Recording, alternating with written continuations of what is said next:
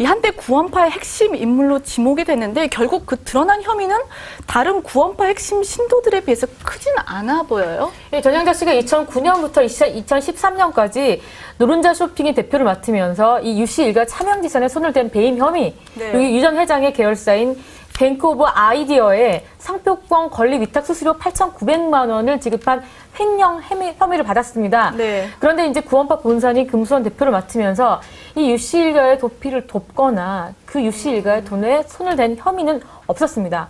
근데 전향자 씨가 처음에 굉장히 당당했잖아요. 그렇죠. 떳떳하다 예. 나는 뭐 검찰에 가서 모든 혐의에 대해서 모든 일에 대해서 다 사실대로 말하겠다라고 너무 당당하셨는데 그렇죠. 다른 구원파 핵심 구원파 신도에 비해서 적은 편이지만 아예 잘못이 없는 건 아니었죠. 그렇습니다. 지금 이렇게 화면 보시면은 당시에 그 5월인가요? 그때 이제 소환을 받아서 갔는데 그 이후에 정적을 감췄단 말이에요.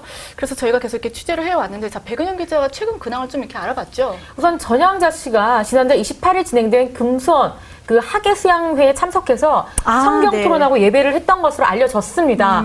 그 이후에 전향자 씨 모습은 공식적인 모습은 보이지가 않아요. 집에서 칩거를 하고 계신데 또 제가 이제 잘 아는 지인이 전향자 씨랑 통화를 직접 했는데 그 누구의 전화도 받지 않고 있는데 그분의 연락처는 너무나 반가워서 받았다. 근데 제발 나를 아무도 건드리지 않았으면 좋겠다. 그냥 당분간은 이대로 놔둬라. 이렇게 얘기를 했다고 합니다. 뭐 전향자 씨 입장을 듣기 위해서는 당분간 얼마간의 좀 시간이 필요한 것 같습니다. 그렇군요. 보니까 뭐 구원파 학예 그 수양에 뭐 참석을 했다 뭐 이런 이야기를 들으니까 사실 근데 전향자 씨가 이번 사건으로 굉장히 좀 이미지 타격이 큰 건 사실이잖아요. 뭐 출연진 드라마에서도 하차를 했었고 또 검찰 조사까지 받았는데 글쎄요 그 학예 수양회까지 이렇게 참석했다는 걸 보면은 여전히 그 구원파 신도임은 변함이 없는 거겠네요. 뭐 지금 굉장히 갈등을 겪고 있을 거예요. 네. 지금은 허전하니까 유병원 씨도 이제 죽었고 네. 그러니까 구원파 그 본부를 가기는 하지만은 아마 몹시 아주 심각한 갈등을 겪고 있지 않을까. 어쨌든 여자거든요. 심약한. 그리고 1991년에 이제 신도가 되긴 했지만은 네. 그러나 지금은 상황이 엄청나게 달라졌기 때문에 아마 몹시 진통을 겪고 있으라 이렇게 보아집니다.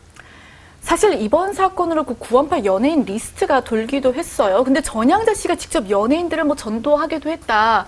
말이 참 많지 않았습니까? 근데 이제 전향자 씨도 연예인에 의해서 끌려갔는데 네, 그렇죠. 사실은 그 후에 많은 연예인들을 끌어모으기도 했었죠. 근데 그거는 이제 그 종교와 돈 이것이 연결되어 있기 때문에 그 개조직을 위해서 많이 했는데 네. 이 두 번에 걸친 사건에 의해서 어느새 수면 밑으로 다 가라앉았는지 전혀 표정이 없습니다, 지금.